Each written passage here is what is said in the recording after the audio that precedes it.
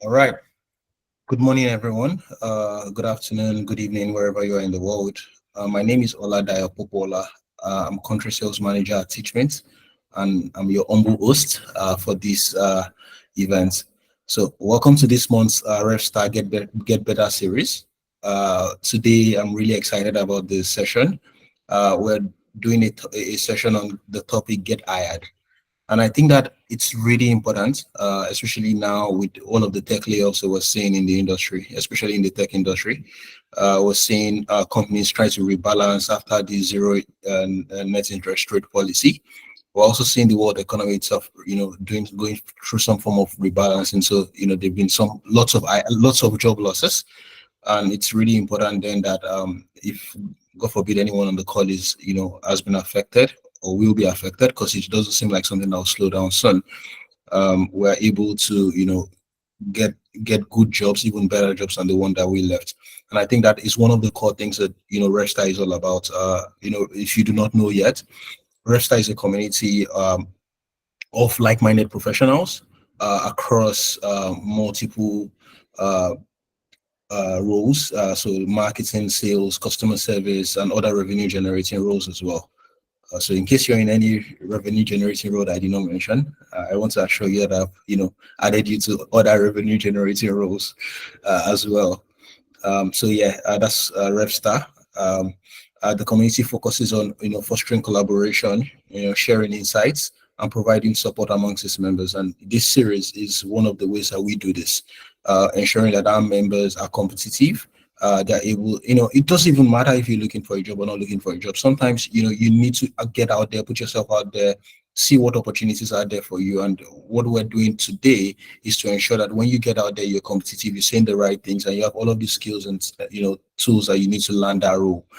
I'm really excited to introduce today's speakers. There are two people that um, I really look up to.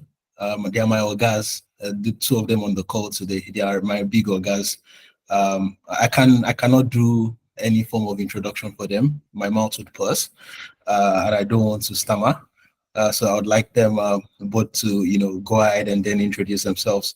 I would like to start with my orga at the top, Napa herself. So Napa, please introduce yourself and let the team get to know you.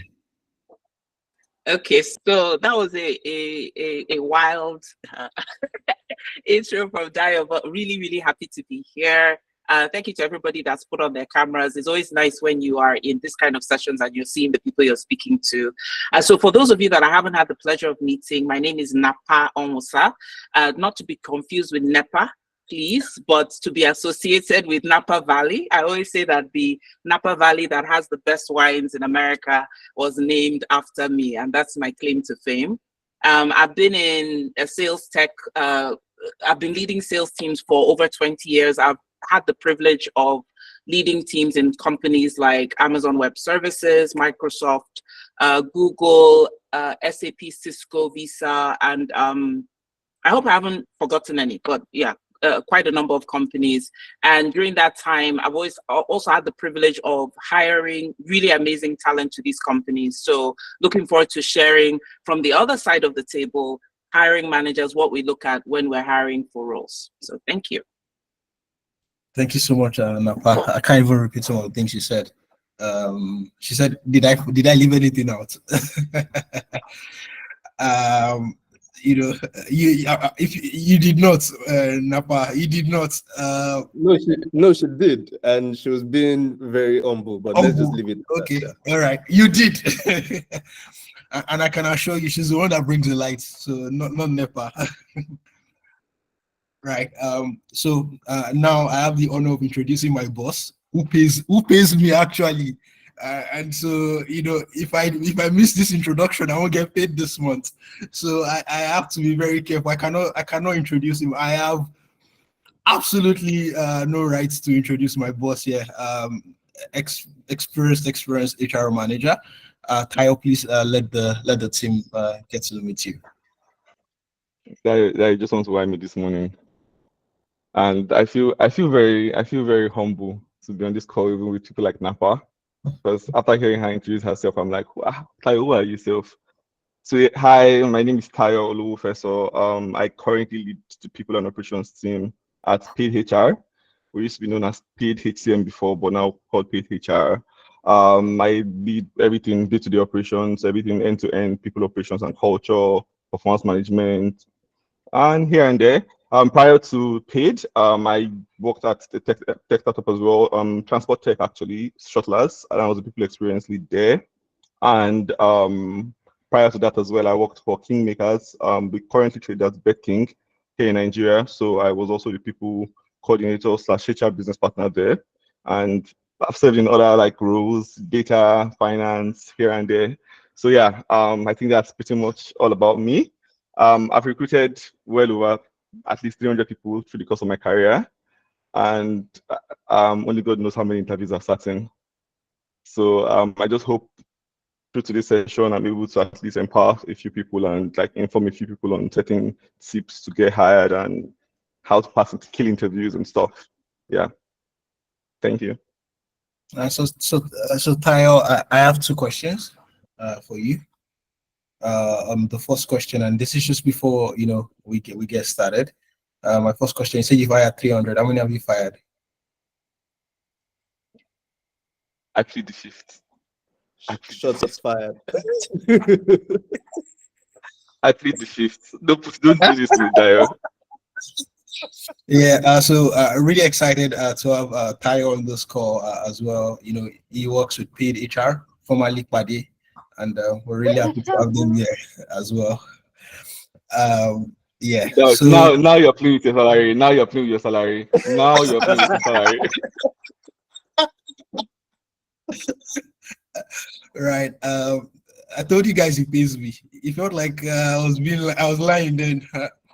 Right. So there's a very clear format for this event, this session, and it starts with presentations from each of the hosts, and Tayo would be going first. So Tayo would be speaking to us about recruitment and career advancements. And I know he has a presentation that he will be sharing with us. And please, let's take notes of our questions. After this session, after this training, he will be speaking to us for about 30 minutes, and after which there'll be question and answers. So you can either leave your question in the chat box, or you can just raise up your after the session to and raise up your hand, and then I would then call on you. But in the meantime, Tayo, you have the screen. Please share your screen, and I'm looking forward to learning so that I can be ready for my next role. All right.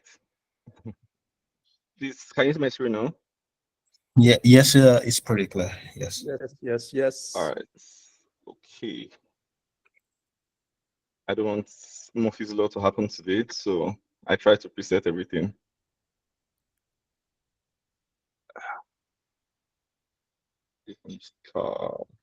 Yeah.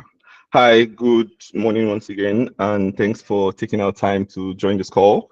Like Dio said, I'll be taking us through like a very quick talk on recruitment and career advancements and like navigating transition through like multiple roles and hiring success. So as we all know, navigating the job market in Nigeria is very, very, very tricky, and it can be exciting and it can be challenging. It has its like ups and downs. For some people, it's really exciting because it gets to like grow their career quickly when you change jobs, and for some, it just it doesn't help them like play to their strength. Maybe some people are shy, some people don't know how to sell themselves properly. Maybe you struggle with maybe putting yourself out there and all of those things. This talk I hope would help you maybe get a little bit ahead with the recruitment market and recruitment industry across the world, and especially here in Nigeria.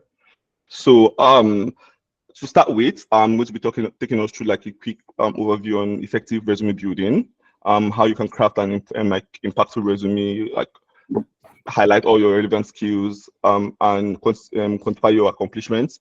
Dario, please confirm if my screen has moved. Oh, you say you're on effective resume building. All right, great. I just wanted to be sure.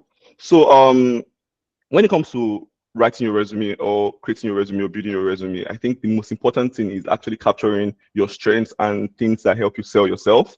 So first of all, your summary, like which Okay, for instance, prior to this call, on the LinkedIn post and all the social media posts regarding this webinar, you saw like a quick summary or recap of my career or what I've done, and same thing with Napa. Those are the things that probably even help you sell yourself the most. And like the saying goes, it takes 5 to 7 seconds or 10 seconds for a hiring manager or for a recruiter to actually skim through your CV. So what you need to do is make sure that your summary, like your overview of your summary or your persona, actually matches and captures their attention. So you need to capture what your key strengths are, your experiences, what you aspire in your career. Are you aspiring to maybe transition into different roles, or maybe currently you're in HR, you're trying to transition into maybe core operations, or you're in sales, you're trying to transition into product, whatever the case may be. That summary is where you need to actually sell yourself. Oh, I've done this, I've done this, I've done this. These are my strengths. This is what probably I've studied. This is what I've done in the market. This is what I'm aspiring to do. I'm trying to maybe become a very, very strong professional in the operations field. I'm trying to become a strong professional in the sales field, whatever the case may be. That's your summary is very, very, very important, because once I read that, I can tell if the rest of your resume is actually worth going through or otherwise. Then, very importantly, you need to highlight your relevant skills, especially if with respect to the job you're applying for. If you're applying for instance, a sales job, and you know, sales, like most people don't understand, sales cuts across different industries, and that you're a good seller in the FMCG market doesn't mean you're going to make a very good seller in the tech sales market. If you're in the tech sales market and you're a very great seller, that does not mean you'll be able to be a very great seller maybe in an agency banking sector. So these things vary. And what you need to always do is highlight your key strengths, because if I see in your resume that, okay, you work in an FMCG, but I'm trying to hire for a B2B sales, tech sales role, I know maybe you might struggle, because the kind of people you sell to for FMCG is very, very different from the kind of people I'm expecting you to sell to in the tech industry, right?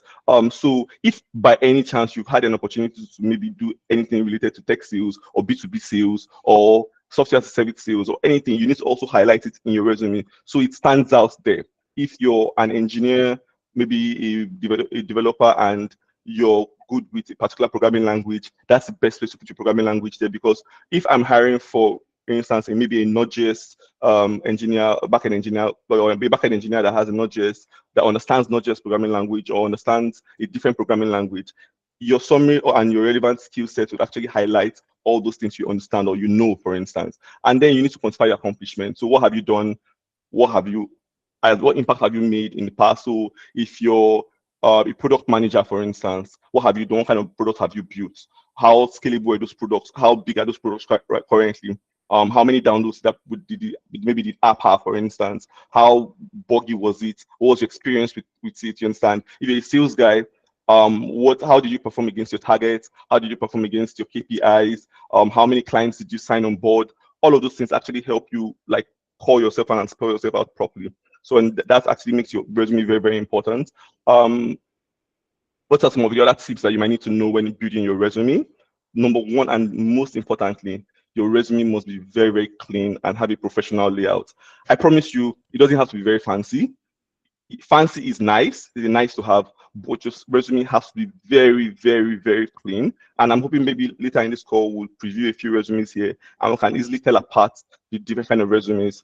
But very importantly, less fancy, more clean and professional, that spells out all the things that you need to spell out: your summary, your job experience so far, your key skills, what you've accomplished, and maybe your certifications, if you want to call those other ones out as well as maybe where you scored and all of your educational background as well. But those are the key things that your resume needs to have.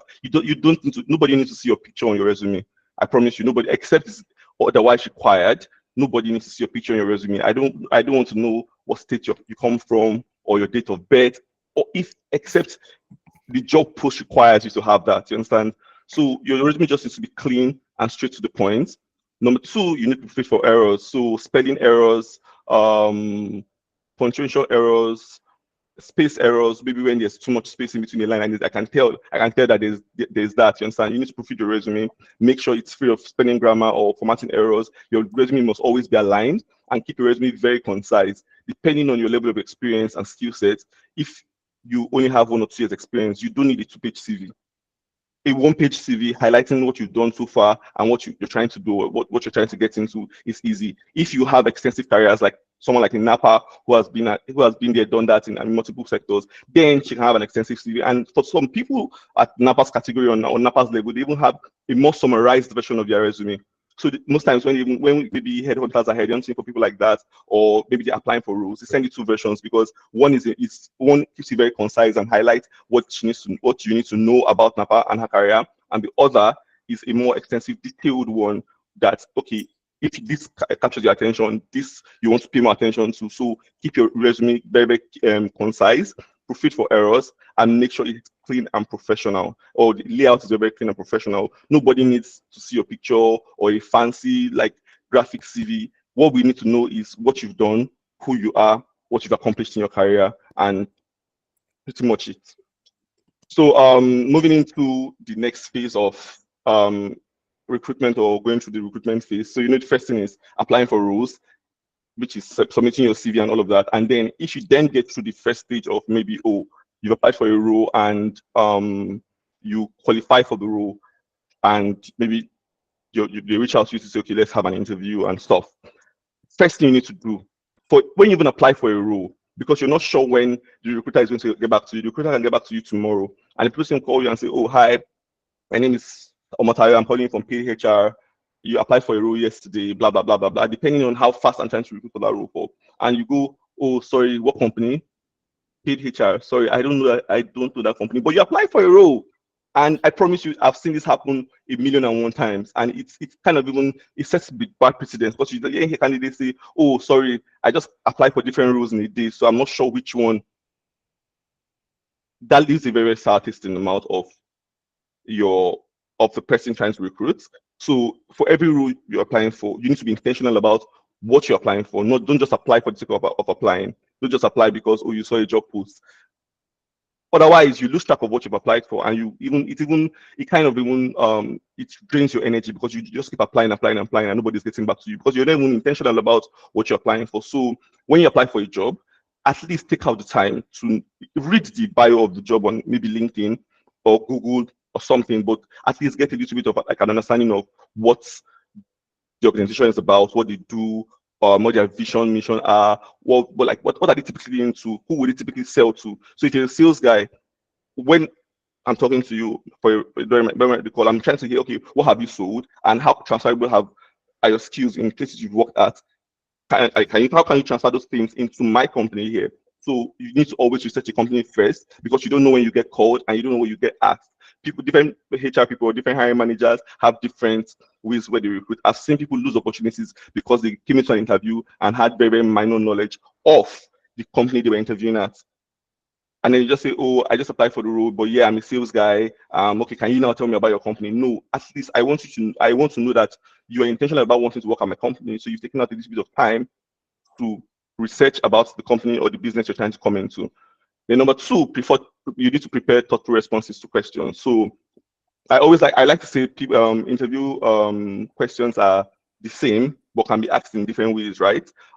Essentially, what we're trying to get to know is how well you can do what you're saying you want to do, or what you've done in the past, right? So different questions will come in different ways, where I'm probably testing for how good of a communicator you are, how much of a quick thinker you are, how much of a critical thinker you are. So I might ask those kind of questions in different ways, or a different hiring manager or HR person asks those questions in a different way. But what you need to prepare for is thoughtful responses. The first thing you need to know is, in an interview is almost, think of it like a date. You're toasting a babe, or you're interested in somebody, or you even want to buy a car, for instance. You don't just walk into a car store or a car stand and just go and pick up any car. You must have done a little bit of research around the kind of car you want to buy, the functionalities of the car, how much the car would cost, what people have said about the car in the past. That's how you actually prepare for interviews. The same thing is, you're probably going to date somebody. You're trying to find out, okay, what do they like? You're trying to find out what do they like. First of all, is this person even in my can I afford this person in the first place? You need to do all those findings first before you then jump into the actual dates process or the actual interview process. So prepare your questions. Okay, if I get asked this thing, and I always say to people, when preparing for interview, I always say, except you don't know what you're doing or you're not good at your job, what you're preparing for is just on how best to speak, how to comport yourself, your confidence and everything, because you're literally being asked to come and talk about what you already do or what you say you've done already in the past. So it's less of you trying to memorize answers and more of you just trying to comport yourself, which then leads me to my next point, which is demonstrate confidence. For the most part, interview is you literally selling yourself, and if you're not confident selling yourself, then there's a problem. You see, there are brands that call themselves luxury brands, and they stand by that term luxury brand because they act like it, they behave like it. Everything they do gives luxury. You see Mercedes-Benz, they are very, very bold, even in the advert, when they want to maybe sign an ambassador, they're very, very intentional about it. So that confidence is what actually helps them sell. I promise you, a car is to move from point A to point B in comfort.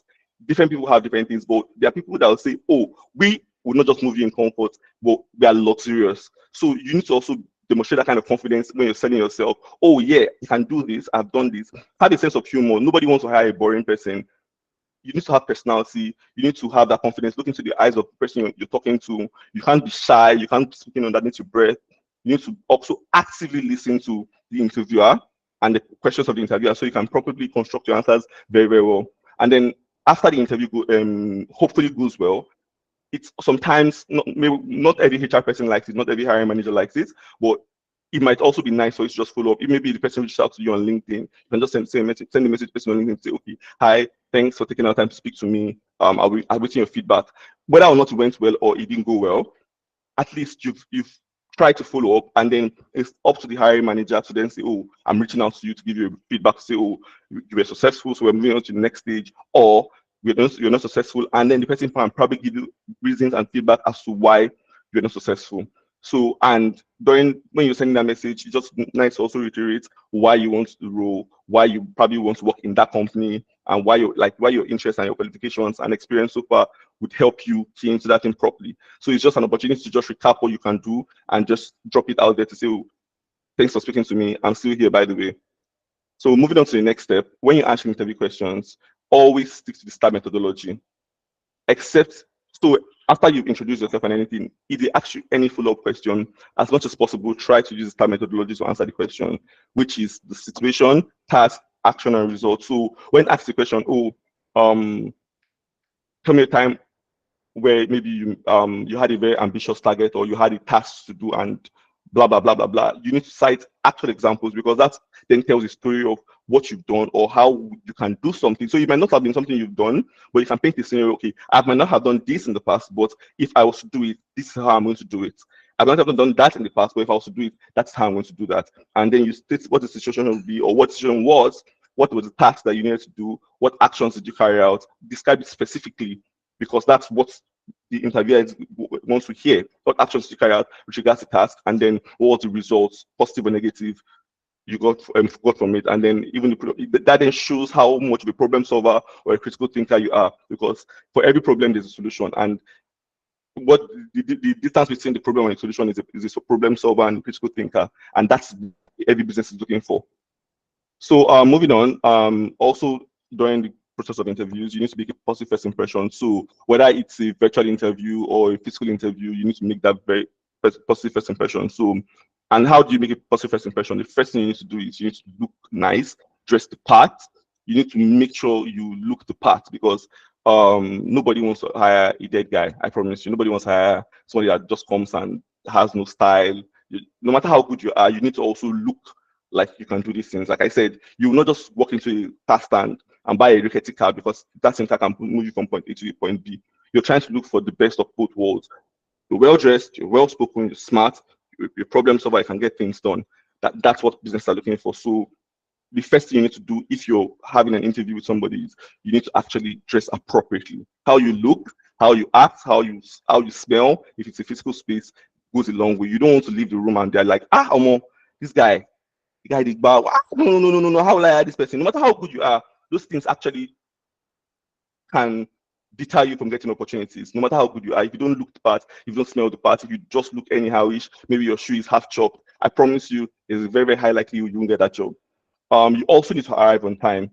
Arriving on time is actually very important, whether it's for a virtual call or for a physical call.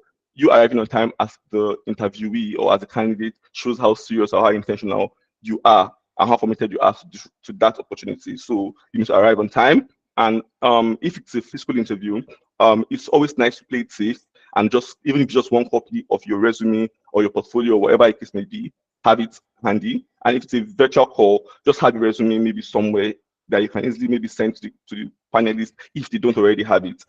Same thing with your portfolio, maybe a link to your portfolio, maybe you're a creative or you've done something in the past and it may or may not come up during the interview. Just have that link or thing handy somewhere where you can easily send it.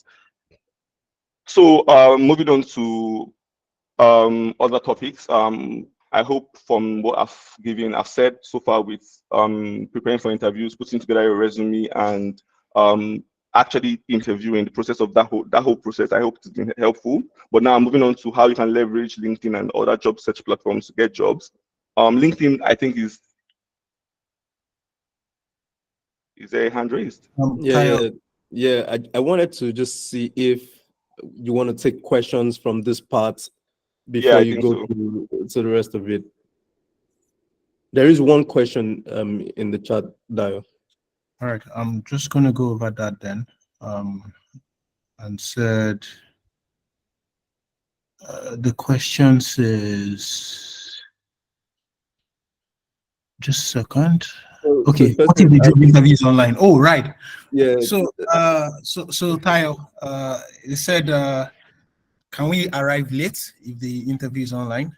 Since can we smell? In a funny way, if it's online, since people won't find out. I promise you, prior to joining this call, I woke up and I freshened up. I promise, when you smell night, you even feel very confident. You're much more confident. When you are actually like you're refreshed, you're looking nice, you feel very confident. So if you're asked on your camera, you're not feeling like oh, maybe I don't look the part, so I have to I promise you, smelling nice, dressing nice, all of those things actually help. But and then please, you can't be late for an online interview. That's actually very unserious. It's the worst thing you can actually do. Right. So I just just to add to what you said, which is an excellent point. And it might work for different people in different ways. But what I found is that when I wake up in the morning, I take a shower, I dress up, I feel very refreshed, and I have a clearer head to be able to then take on the task of the day. And I don't know if it's different for other people, but if I have an interview, definitely, even though it's online, I think I would want to just look good. It makes me feel confident. I don't know if it works for people like that as well. Right. So Taya, if I come to you, Paul Dakum is asking, what should we do when you go blank during an interview? So when you go blank, what do you do? Very interesting question. Very, very interesting question. So I think anybody actually goes through this process of, you ask the question and you're trying to process your thoughts. So I think one, that also gives an opportunity for you to show how much of a quick thinker you are. So if you ask questions, you need to ask, as that question is coming out, you need to probably think for the person asking the question to say, okay, once the question starts, or once the person is starting to paint the scenario, you need to start processing everything that can happen. And if you're not sure what your answer is immediately, sometimes it's nice to not babble and go left and right. Just say, oh, can you just give me a moment to process my thoughts? And then you go. I promise you, it makes no sense for you to start babbling and saying, oh, and you talk, and then by the time you're ready to give your answer, you've lost your interviewers. You have that 15-second window to actually capture that thought. So it's easier for you to actually say, oh, just give me a second to process my thoughts, and then as fast as possible, get into it. But if you go and start babbling, I promise you, I'm going to be very sincere with you. You lose the interviewer, and they just go, nah, okay, and their interest is done. So I have a couple of people raising up their hands, but before I jump into them, so is this something that I do is to repeat the question? Does this work? And I just say, sorry, to get you clearly, is this what you're asking me? Does this work? Instead of asking them for a minute to process your thoughts. So when I even say a minute to process your thoughts, it's just like a moment to actually catch your breath instead of saying rubbish, just to buy time. Right. So like you said, sometimes it's almost ask the question in the way you understand it sometimes, just so you can confirm if that's what the person is asking, and then you can immediately process your thoughts. So some people will always go with, "Oh, thanks for asking that question," and I will always smile. And I'll always smile because I know that's what you're trying to do. So it's already a casted format. Let me use Nigerian term. It's a casted format, but I mean, it still works up till now because I know what you're trying to do. But like you said, sometimes ask the question back in the way you interpret it or understand it, especially if it's not a question that you fully understand. So, Napa, do you want to ask me a question? So yeah, Napa is saying if you can't answer the first time, how would you answer the second time? As Yeah, hiring so manager, repeating the question. Exactly. I don't like it. I don't like it. So I think one thing we can do, guys, is to ask these questions and let Napa and Tayo answer from the point of view, their own points of view. And this is what I mean. So when you're interviewing someone and they do that, what does that make you think of them? Napa, do you want to go first? Okay, sorry. I was just Uchenna asked the question. What if the interviewer wants to see if you're great at improvisation and not necessarily looking for a right answer? Never assume this, like 100%. Never ever assume this. The interview is looking for specific skills, hard, soft, cultural fit. That's your mindset. I'm already going into my slide, Sha. So if you don't know the answer, there's no point asking them to repeat because you still don't know the answer, right? So what you do is you move into clarification. So I think we can do a practice session. I don't know if it's now or later. And you can ask me a question you know or you believe I don't have the answer to, and I will respond. And you will hire me.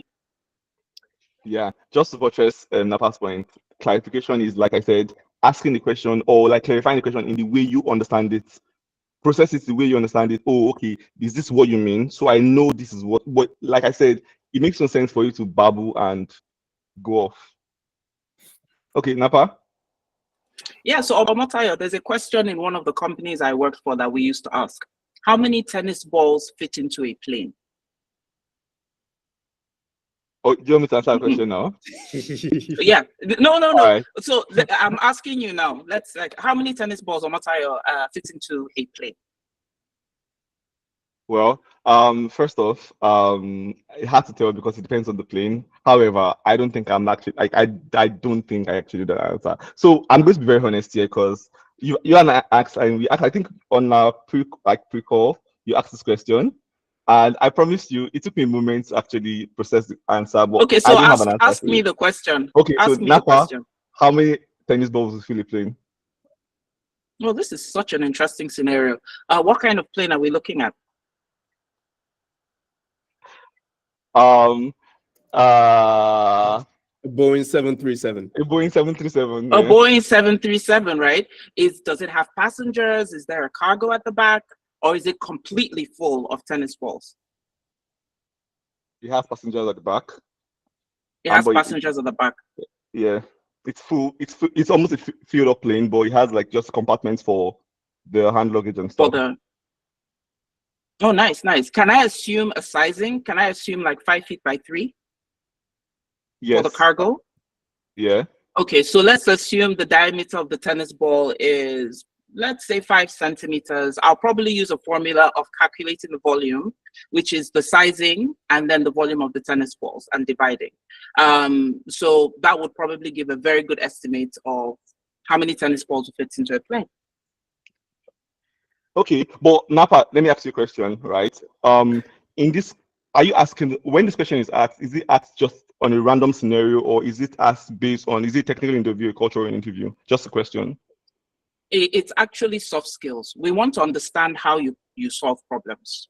And we want to understand how you use data to solve problems. So those are the two things. That's why I always say that you always have to understand the question is not supposed to see if you can think on your feet, if you're a hustler, you don't want to work for those kind of companies, to be honest. We're testing for something, right? So they'll ask you, another question they can ask is, how do you plan to activate this product in markets?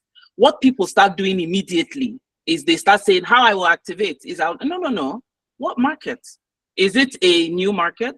Is it a market that there has been considerable traction? Is there competition in the market?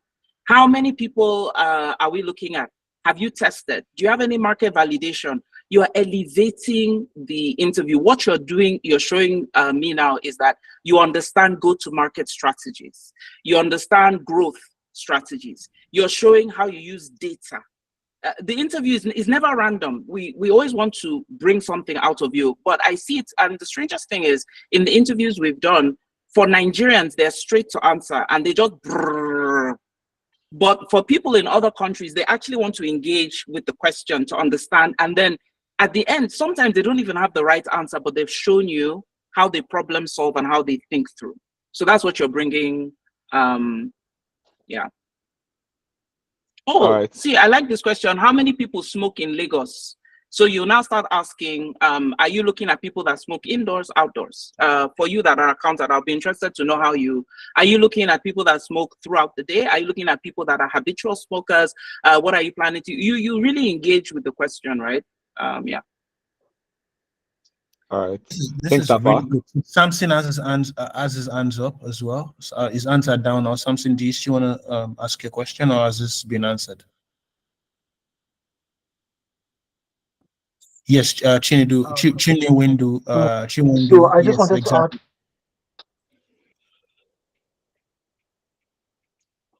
Samson, go ahead. Okay, so yeah, I noticed someone asked a question about what happens when you go blank in an interview, and I had like a recent experience where I was asked a question that I had the answer to, but I was blank, and I did this thing where I just told the interviewer that I am, a bit um, excited, and I took a step back from my screen and I did the whole Buddha. I don't know, just put my hands together like I'm trying to calm down. I was able to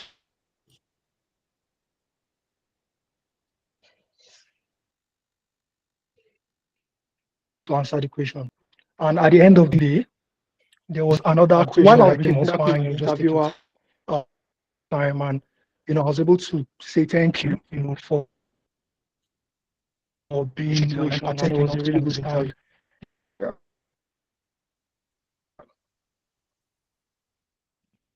So that's an excellent point, Samson. Napa, do you want to? I see you're typing already. Maybe you go first, and then we'll get from HR's perspective as well. If you guys approve of this approach. Oh, no, I think it's 100%. And Omotayo, I'm sure you've trained a lot of us hiring managers on how to be very empathetic, because for the hiring manager, you are also selling the company. Because if you've identified top talents, that means top talent, you are in a competitive process to acquire that top talent. So empathy is very important. Being able to make sure that you open the interview to make the candidate very comfortable.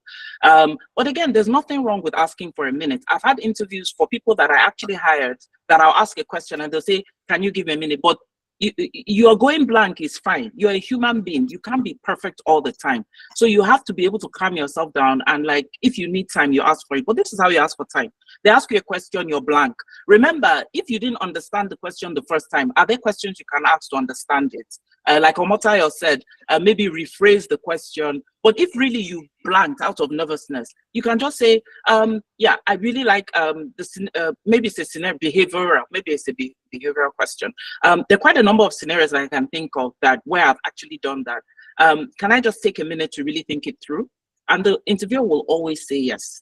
So you can give yourself that space. But it's not when they ask you a question, you've gone black, you'll be like, hey, and then they'll pick it up and they'll hear, and I've seen people that do this, they'll be like, which one is this one again? And you're not on mute, it's virtual, or you start sweating in the room, you are not top talent. So you have to kind of calm yourself down. You're a human being, it's okay if you don't know the answer. And some of these questions we ask, we know that there's no right or wrong answer. We're just trying to see how you think. Yeah. Thank you. Yeah, so Kyle, do you have any comments? Just to add to Napa's point, right? If you go black, so for me, right, not be as rigid with my interviews. Or not even, I don't think as rigid is the word, but I try to be very, very empathetic with my interviews because I'm also trying to see how much of a communicator you are. So if you're in a situation where you ask the question and you're not sure of the answer, sometimes I want you to actually take a pause and not just bullshit me, no package me like my boss would say. So sometimes I want to see how well you can communicate to me to say, oh, okay, this is maybe, or just tell me, okay, this is what you're thinking. However, you're not sure if that is the point you're trying, like I'm trying to get to. And then in that way, you're kind of giving the answer. But if you're not sure, you're putting it out there to say, okay, is that what you're asking? Or it's an opportunity for you to now rejig your entire thought process to then answer the question. So most times it's like a way of answer the question in a way you think and communicate that, okay, you're not sure if that's what they're asking, but if that's not the answer, then you, in that process, you've actually bought yourself a little bit of time to be able to process another thought. But it's also an opportunity for you to put it out there to say, okay, is this what you're asking? If otherwise, then you can jig into the new answer. I don't know if that makes any sense. Yeah, it does, and thank you so much. Tayo, before I come to you, Kingsley Afamifuna, his hand has been raised for 5 minutes. This is the last question we'll be taking, so that Tayo would continue with his slides. After this session, we'll take another round of questions before Napa then goes with our presentation. So, Kingsley, let us last question. Oh, okay. All right, thank you very much. Sorry, in case of any background noise, I'm on the road. I'll be quick. Napa mentioned something about interviews are trying to get a grip on specific attributes or abilities of whoever they're interviewing, and that maybe in Nigeria, people might tend to just give a direct answer, whereas they want to see your thought process. I wanted to ask, how would you handle a situation where the hiring manager or whoever is conducting the interview is of the mindset where they want a direct answer per se? Like, how would you know what the HR person wants per se? You know, some might want you to give the breakdown, some might want you to go direct. So how would you determine that so that you avoid missing the opportunity because of how you answer the question? So Tayo, this is more HR. I'll just push it directly to you. So can you please ask the question again? Thanks. Just in one liner, just so I'm clear what you're asking. Okay. So I meant that there was an instance that Napa mentioned where if they interview, maybe the other countries might give their thought process and they could even get, Hello. and then most likely answer directly. They will just give you an answer straight without showing the thought process, whereas it's possibly what the interviewer wants. So I'm trying to understand, how do you determine what the interviewer expects from you so that you don't give the wrong answer? Let's say they want to see your thought process. How do you know that's what they want to see? Or if they want a direct answer, how do you determine that? As much as possible, like Napa said earlier, play it safe with your response. You need to be as detailed as possible. Don't try and say, okay, you just want to give a like over the top high level. In an interview, we're trying to see, I mean, if I want to get high level, I can go on Google and search the answer, but I want to see how well you know how to do what you say you know how to do, or how well you've done it in the past, or how well you understand the process towards getting to where we're trying to get to. So that is why you need to be as detailed as possible with your responses. You need to give context. Like I said, situation, task, action, results. You need to be as detailed as possible with that process. Does that answer your question, Kingsley? Yes, thank you very much. It does. Napa, do you want to add to that, or do you agree? Are you fine? Yeah, no, I agree with that. But let's remember there are always two types of interview questions. There's behavioral. Why we ask behavioral questions are questions of what you've done in the past. The reason we're asking you how you did it is because if you've done it before, that means you can do it again. So those are the questions of, can you tell me about a time that you went into a market and you increased the year-over-year growth?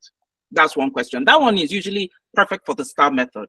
This STAR method is fantastic. It is what I still use to today. So you start with the situation. I entered the market, it was growing at 25% year over year. And the action I was given was to increase that growth. I was supposed to double that growth. What I did was, that's your action, and then your results. So you went from 25% year over year to 89% year over year. So that's usually the STAR method. Hypothetical is, let us imagine something. and how would you go about it? We now want to really stress here soft skills. We really want to stress how your growth trajectory is, and we want to test your thinking. You then, when you're asked this type of question, an example here is, let's say we want to scale into Ghana. How would you go and approach it? Hypothetical questions usually don't give a lot of data and context in the beginning. You can then ask the interviewer and you say, is it okay if I ask clarifying questions? So that lets you know whether you can get more information or whether they want you to vibe off the information you've gotten. If they say no clarifying questions, you say, can I take a minute to put my thoughts together? This is very important. Don't just start vibing. Get a piece of paper, write down your thought process, even if it's just 4 bullet points, and say, number 1, market validation. Number 2, sales readiness validation. Number 3, offline, online marketing. Number 4, data to test. And then you use that, and you can start with that and say, look, this is how I'm thinking about it. I really want to make sure the product fits the market. I want to get product information. And you go through, then you now sound like you are too much. So the first thing is understand what type of question is being asked. And then where you want more information, always clarify if you're allowed to ask for more information. Organize your thoughts. Don't vibe. I see there's a guy I interviewed that I think he was waiting for me to stop him. He was just stopping, you know. No call, no organization. So that's what I wanted to add to Omotayo's answer. Thank you so much, Tayo. Because of time, thanks, Napa. Tayo, because of time, we need to. We barely have 10 minutes left for you to run through your slide. So we won't be taking any questions. I know that is really interesting, but we have to also be conscious of time as well. Okay, so let me just. All right, I'm just going to run through the rest of my slides. Can you hear me, please? Yes, we can.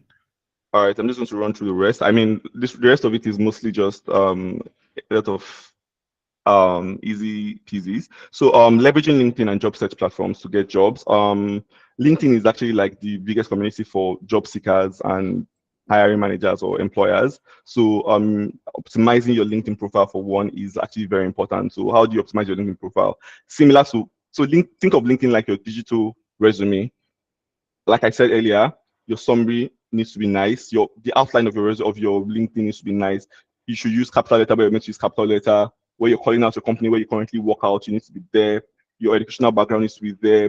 What you've done, you need to spell it out. If you have any certifications, you need to spell it out as well. Use a very nice headshot.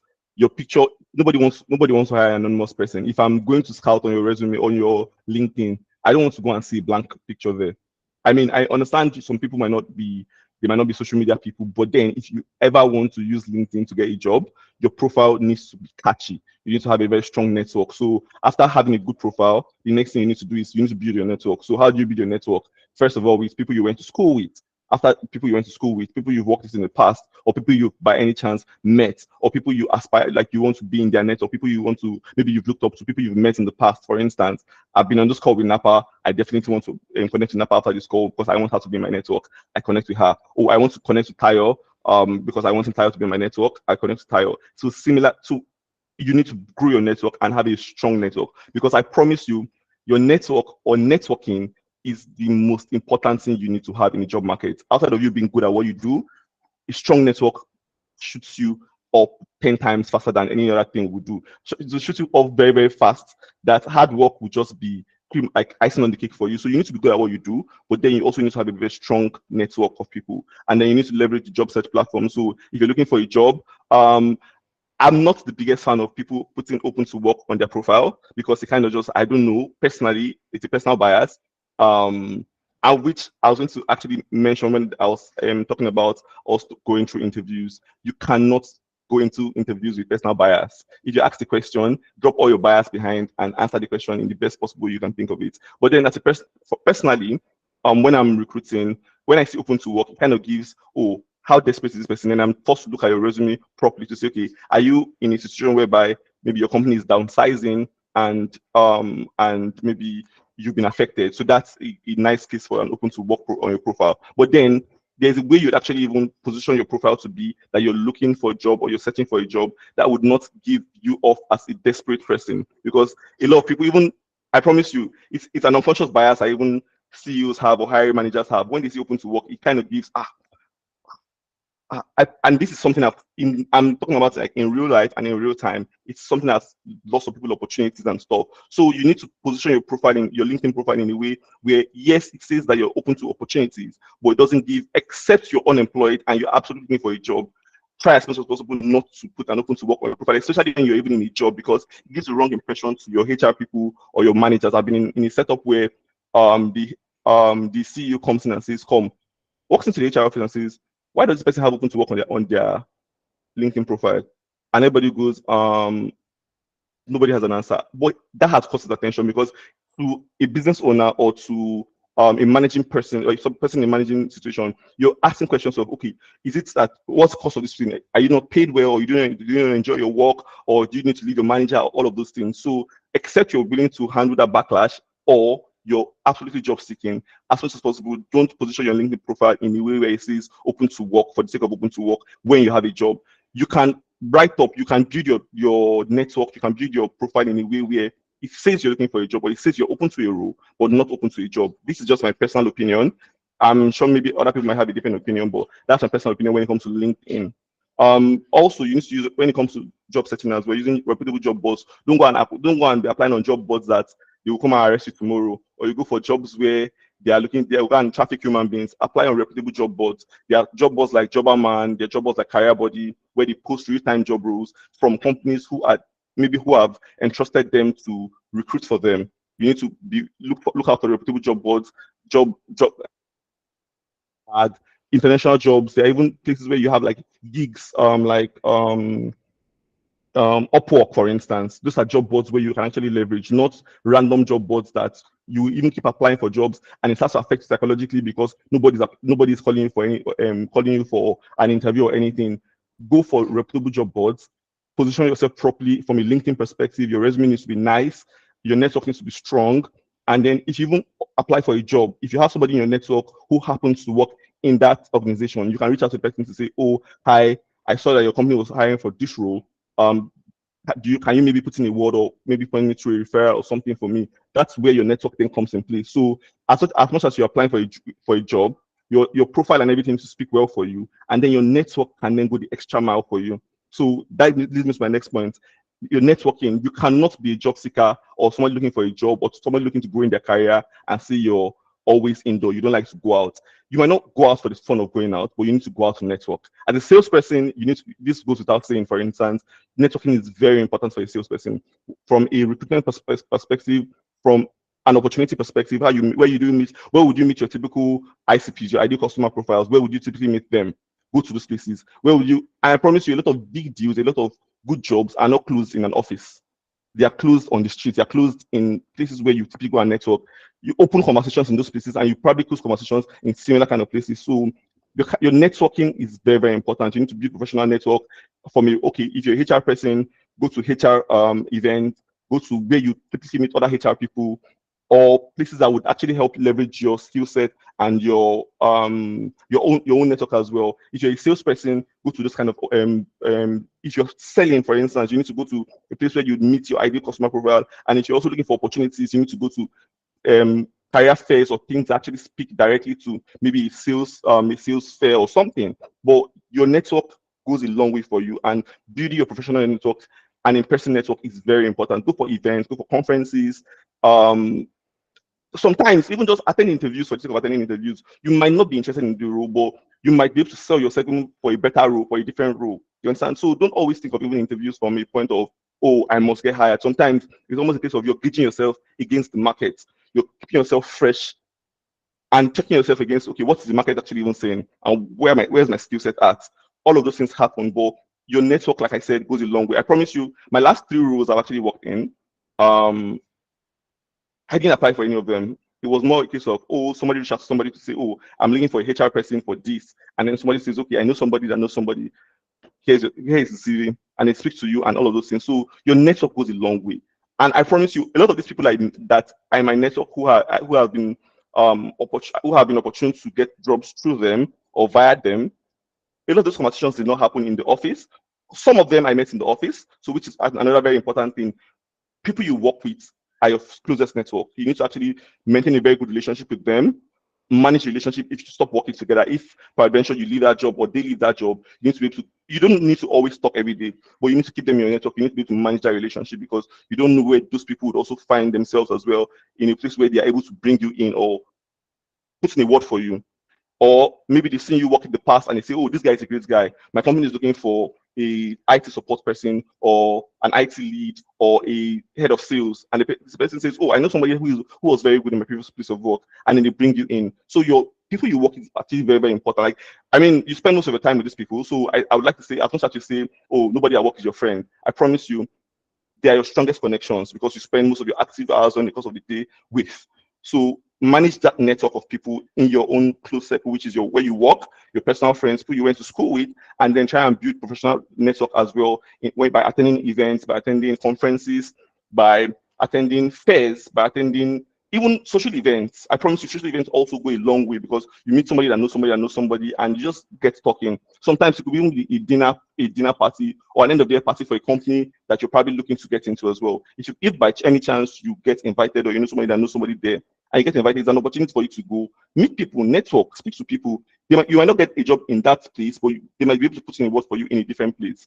And then targeted outreach. So you need to identify and directly approach companies or individuals that might have relevant openings and connections. So, sorry, give me a second.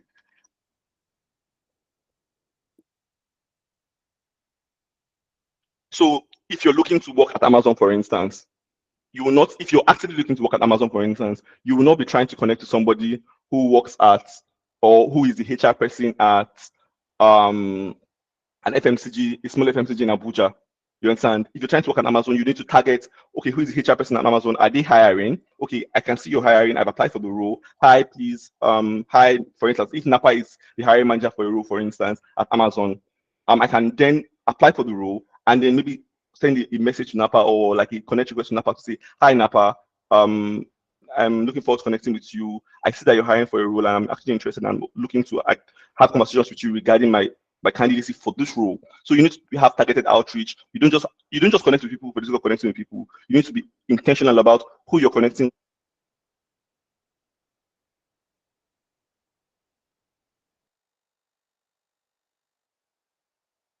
Your mic is off for some reason. Yeah. Tyler, your mic is off. Yes, on mute. So I'm unmuted now. So thank you so much, Tayo. And I'll just we'll take questions, but not now. And then just move it across to Napa for our own presentation.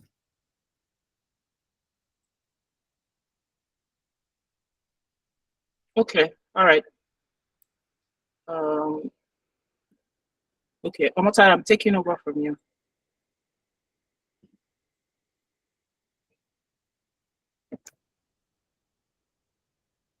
Hope y'all can see my screen and hear me okay. Yes, please. So Napa, right, so before you start, okay. We're going to have to reduce your time. Oh no, I'm going to do mine in less than 10 minutes, because I think, Omotayo, you finished work. You've touched on all the big points. Exactly. So, hands together for him. I don't really have too much to add. I think the what I'm supposed to bring is more a case of, like, from a hiring manager standpoint, because Omotayo has really given that kind of flesh of everything you need to do. So I'll be very rapid going forward. The first question I want to ask the group is that when you think of people that hire, business managers and business owners, where do you think they spend most of their time? You can put it in the chat.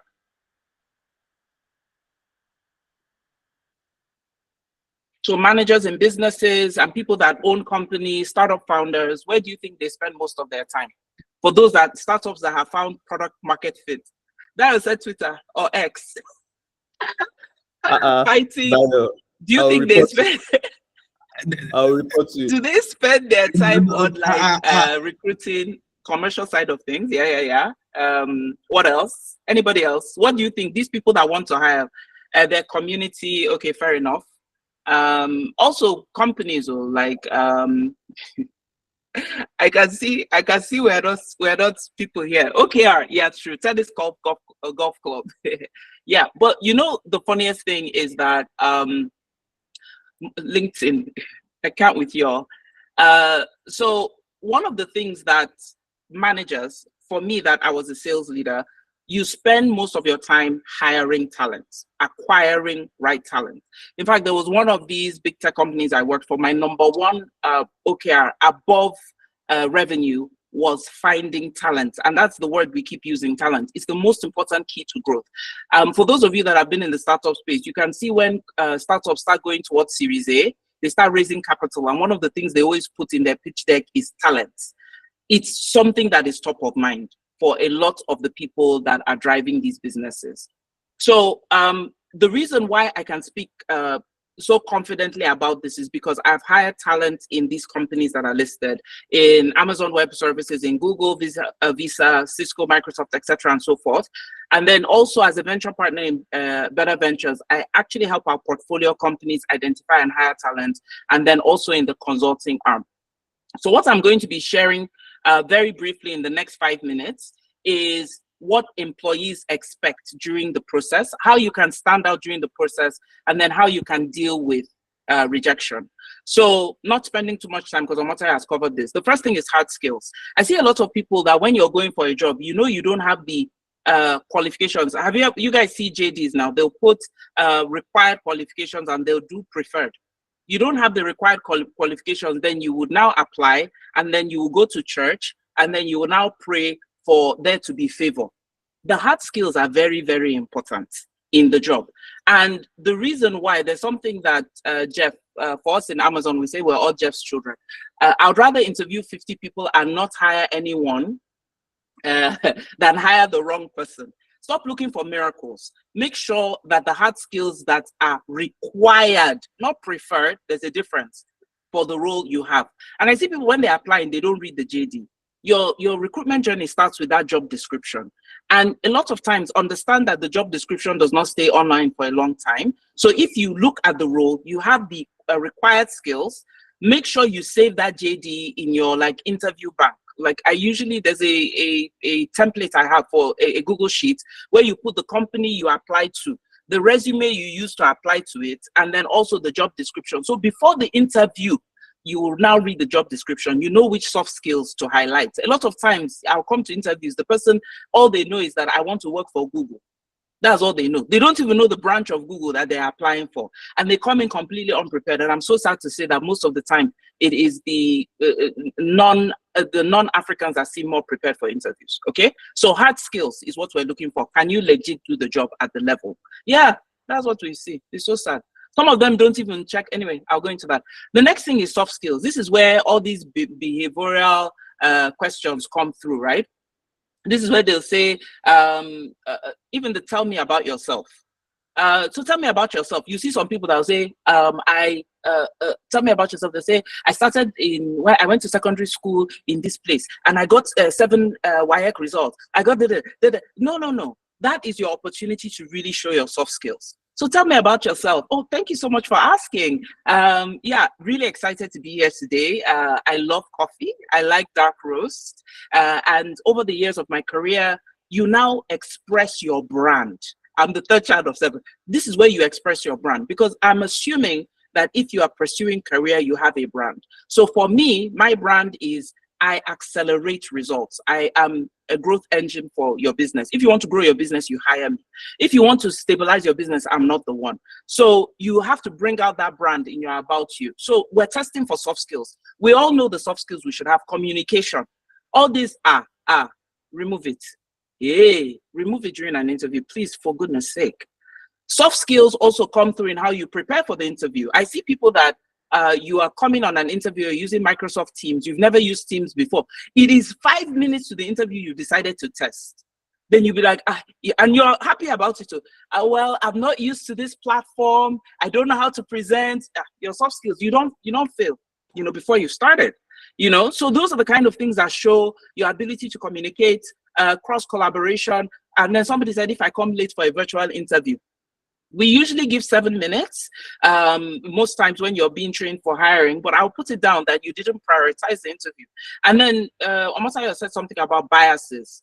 we actually interview for soft skills. It's not that we feel you can communicate well. No, we want to understand how you organize your thoughts, how you communicate your thoughts, right? And this is where we'll ask you, tell me about a time you were given something new to learn. How did you go about it? Typically, God forgive me, but Nigerians usually say, I just did it. I just did it. They just gave it to me and I did it. I got it done. That's not what we're asking. You're going to say there are several frameworks of learning that I use. And one of the learnings I use is just-in-time learning. And just-in-time learning helps me understand the information and be able to produce it at the time needed. But I also leaned on my colleagues to be able to understand who's done this before. Can you see how different the answer is? Yeah? So stop blaming your village people. Sometimes it's you. All right, and this is where soft skills come in. 75% of long-term job success depends on people with, on people's skills, only 25% on technical knowledge. All of us keep hearing AI now. AI. AI will take your job. AI is not AI that will take your job. It's the person that's using AI that will take your job. Look, it's soft skills, right? So you need to be able to show that in your interview, and you need to not only show it, but build it. So if you know you struggle to communicate, I've seen this, there's somebody that you would ask a question, there was somebody that I asked the question, and instead of saying, can you clarify? Or she said, I don't know why we say this, Anyway, she said, I don't understand, you know, please, learn communication. Soft skills, you have to do the training to be able to communicate clearly and to be able to use frameworks. There's so many different frameworks. There's the first principles. There is thinking frameworks that I use actually quite a lot. Okay. All right. So yes, this is the third expectation is cultural fit. Now, this is what I see. Sometimes when people were coming to interview at Google, because they heard Google, we have yellow balloon, red balloon, pink balloon, they will now bring their, in quotes, authentic self. There is a very specific kind of person that is successful in a specific company. And we do culture fit interviews to understand if you'll be successful. So it's not just big companies, even small companies. This is the kind of person. So that's what they're trying to look for. Please do not behave as if you're already in the company. Even though you've heard it's a fun, loving environment, they play pool, they use, they do PS5 or PS25 at doing, don't bring that energy. You don't work in the company yet. Your job is to make sure that you understand the organization and you present yourself. Culture fits. So you look at Glassdoor. There's one Nigerian startup who shall not be named on this call. If you go to the Glassdoor reviews, the person didn't even speak in English. He spoke broken. He said, Shebi, I dey tell you now, make you no come here. Oh, now suffer with the suffer here. So, you know, it's a culture of hard work, no weekends and everything. So you don't come in expecting let them take care of my mental health. You need to do the research so you can know. So these are the three broadly that we look for. All right, and Steve, for those in tech, Steve is our guy. The secret of my success is that we've gone to exceptional and to hire the best people in the world. So one thing I want you to carry is that these companies are looking for talent. People say there are no jobs, they're firing. They rarely fire talent. Talent, somebody that has the beautiful mix of soft, hard skills and then cultural fit. So just be that person and you'll be able to position yourself, okay? The other point is, how do you stand out in the sea of interviews? Because once a great job comes out, hundreds of people will apply. Omotayo has spoken about everything. But one thing I need you to remember, recruiters spend 7.4 seconds scanning an interview, a resume. You have to understand this. There's a girl that was doing her NYSC and she sent me her resume. It was 4 pages of just pure verbal gist. And actually, she had a good body of work because I had worked with her on a project. And I said she didn't put any of that in her project. So this is what I recommend. I couldn't, if this wasn't recorded, I would have showed you my resume. Like I said before, this is my resume, legit. It is 1 page. And I've worked for over 20 years. But this is a line from my resume. I delivered $108 million annual revenue with 89% year-over-year growth in 2022 versus 25% year-over-year growth in 2021. Will you not hire me? Will you not call me for an interview? Instead, what people will say is, what would they put? They'll put able to execute sales strategies, what is that, for goodness sake? That's just English. I need to see what you have done, right? So if you built a mobile app, you can say that you built this app within this time frame with so and so number of downloads and 99.99% availability. You are now saying something. And then stop putting communication. At my level, I can put communication as one of my soft skills. I should have learned how to communicate 10 years ago, but I can put cross-cultural communication, right? Because I've managed teams in the Middle East, in Turkey, in Africa. So stop putting those skills that at your level you should already have. It's assumed you have it, right? So put the skills that really show the nuance of what you've done. So for example, you can't say project management. You can say turnaround of poor performing projects to above budget and above time. You have said something. So be very conscious of your resume being your calling card, right? And then for the interview, you research the culture, right? Glassdoor is great, the company, but see one thing I see we miss a lot. You research the people interviewing you. There was this great interview I did for top talent that I hired, actually, one of my top recruits, and he came in knowing the company, knowing me, and see the thing he did that was so amazing. We had a connection based in one of the teams in the UK, and he dropped a note for that person and said, "Hey, so excited, I'm meeting Napa tomorrow." And the person knew him. So the person pinged me and said, "Hey, you're going to meet this guy." And I was like, "Hey," so we started the conversation already, trust had been built. Some of people will come and say, "I don't know how to pronounce your name, or I don't know, is it Nepal? Is it Nepal?" Again, don't do that. Don't try and pronounce a person's name. Just say, "Do you mind pronouncing your name so I can correctly pronounce it during this interview?" You're elevating yourself as you're doing the interview. Then prepare for questions. Look, not only prepare all the standard ones, you will go to your friend or your colleague and you'll now start saying, "What do you do?" I think I have 2 more minutes. Dai, I'm going to hurry up. What do you do? You prepare. Prepare for questions. Oh, okay. I'll be quick. I'll be quick. But prepare for the questions you cannot answer. Nobody prepares for that. So that's why you when you ask the question, they're like, "Hey," and then they start saying all the Nigerianisms. Hey, my village people have come for me. You start sweating. But prepare for a question they'll ask you they can't answer. So what? You just prepare for it. Use the STAR method. Omataya has explained this. This method is fantastic. Amazon, this is what they use, the STAR method for the for it. And then get ready to ask 3 to 5 questions. Again, it's so unfortunate when I interview Nigerians, they never have questions to ask. To be safe, these are the 3 areas you can ask questions. The job, potential for job advancement, insight, because what it shows is that you really want to grow in the role. 2, ask a question about culture. Be specific. That you notice that there was a post from the company around extending maternity leave, and that you really want to understand what informed that. Are there significant changes or moves in the company to prioritize female empowerment? You see, you sound, what have you asked? Why did you do maternity? But see how you asked it. You now look like you're a serious human being. The 3rd thing you can ask is expectations of the role. And don't say, "What is expected of me in the role?" That's too mundane. You ask that, "Really, it's been such an insightful interview. I really want to understand, what would success look like for you? Are you prioritizing revenue attainment? Are you prioritizing revenue growth?" Have you not asked the same thing? But it sounds like you're engaged, right? So make sure you prepare for those questions and then ask questions. Never ever say, "I don't have any questions to ask." Right? So these are 3 easy questions you can just ask. Now, another thing you can use questions for is if during the interview, the hiring manager hasn't touched on a key experience that you have, right? You can bring it up in the questions. So let me give you an example. Maybe the person has been asking soft skills, because interviews can be assigned to different things, right?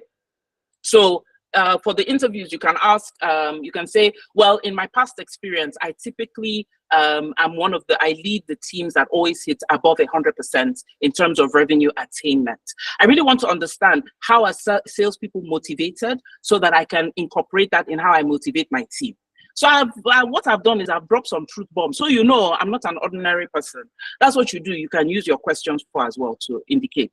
Now, let me give you an example. There was a girl that I interviewed, and actually she was brilliant. She had the hard skills, but she closed a $40 million deal. This girl did not mention it until the end of the interview, right? And we'll talk about what's... sorry, Austin, do you have a question? Okay, let me just rush through. Okay, networking. Omataya has finished this. I won't go through it. Really important. Then talent pipeline, because of networking, I want you to understand most leaders and business owners always build a talent pipeline. You have a group of people you're watching online. That's why, like Omotayo said, LinkedIn is like your online resume. They're watching you, they're seeing what you're doing. So in this case, you need to be able to positioning yourself as potential talent. And really, most of these big companies that I worked for, they poached me. They came aggressively to hire me. And it was just because they were building a talent pipeline. So when there was an opening for somebody with my profile, they immediately put me in their talent pool. And then this thing. So I want to finish with this story. So the girl I told you that she had closed a $40 million deal. You know, it was in the middle of the interview she said this. And she said it casually. And then I came back because I really wanted to understand the deal. And she explained, this girl had done such complex work in this deal. It wasn't in her resume. She didn't use it in any way to open. And unfortunately, I couldn't pass her through because I didn't feel she'd be a culture fit. But she had culture fit and soft skills were the issues. So see what she did. And this is what I mean about reframing rejection. I'm sure most of us have seen this before. She reached out to me and said, can I give her feedback on the interview? And I said, of course. And I told her that if I am the one that closed that $40 million deal, before you ask me my name, I'll say, Napa 40 million. How did you 40 million? Hey, 40 million. I will highlight that deal. I will highlight the complex way. If you don't ask me during the interview, in the questions, I will say, how do you handle complex deals? Because I remember a scenario where I closed a complex deal. I closed 40 million. I said she didn't communicate it. Another thing she did that wasn't right is that she put all her points and she was reading. So it was like a thesis. And I kept on trying to understand what was going on. Do you know this? She took this feedback. I'm now her mentor. Isn't it weird? And she just secured a high profile, amazing job. So see the thing with rejection. Rejection is a great way to grow your network because in the interview, you may have access to a VP, a founder that normally you won't have access to. Add them to your network immediately. I mentioned the follow-up. Second thing is feedback, because they can tell you, the person I interview can give you the feedback that can make you get better. I've attended some interviews, not really because I wanted the job, I wanted the relationship. And there's actually a VP in Microsoft that we became very close friends because of an interview. Once I saw he was a hiring manager, I applied though, because I really wanted to have him in my network. I admired him so much. So you have to reframe rejection. It's not personal. Remember, the hiring manager is looking for soft, hard, and culture fit, and sometimes it's just not a fit. But if you do a great job, you could enter the talent pipeline and you could actually build your network. So before I go, just a couple of points. Create a book of work. Your book of work is either online or offline. Offline, I have where I have done amazing work. I have a Google sheet that I just put it down because you forget. You really forget, and you can't put everything in your resume. This book of work is what you would use when you're doing your interview. So for example, if you were the person that established the first fintech accelerator in Africa, you put what was the situation when you came. Maybe there weren't enough fintechs, companies using the product. This was the task you were given. This was the action you did, and this was the result. Just put it on a Google sheet or a document. Keep it. Now, your online book of work is your LinkedIn. You use recommendations. When you've done something with someone, just send them a link on the recommendation. Hey, could you do me a recommendation on the work we've done? Or you can do a post. So it's easy for you when you're preparing for an interview. You go to your online and offline book of work to look at some of the examples you can use based on the JD. Showcase your expertise online reputation. Please don't be dragging people on Twitter. I beg of you, because they're going to look at your social media profiles. And I know in the startup world, it's kind of a culture. They'll be like, they actually take it as a badge of honor. You know, I dragged this person, I went and, because when it's time, the recruiters are going to look at your footprint, especially the more mature or big companies. They're always looking for how positive you are online. So go and clean it up. I'm sure all of us have seen our stars that they'll go and make it big. Then somebody will find a tweet from 19th and then the person has said something or dragged somebody online. So consider that. And then the last thing is LinkedIn is your friend. Make sure you're leveraging it for what it's used for. One thing that is on LinkedIn that's great that you can leverage is coffee chats. When you see somebody in a company you want to work for, ping them and say, do you have 5 minutes in your calendar? Would love to connect. So I do an average of 3 to 5 coffee chats a week. I'm meeting new people and really building out my network and getting to know new people in the network. Because what happens is those are the people that can connect you And then you can say, look, I'm really interested in working in these companies. Can you refer me? And then another thing is referrals. When you work for companies, usually they have an employee referral system. And if an employee refers you, HR is obligated to make sure you are interviewed. So you need to leverage that. And that's why growing your network is there. So there's a resource, we'll share it in the group. And that's it from me. Sorry, I rushed through. Napa, thank you so much. Honestly, guys, I can't believe that the insights shared by Tayo and Napa today has been free of charge.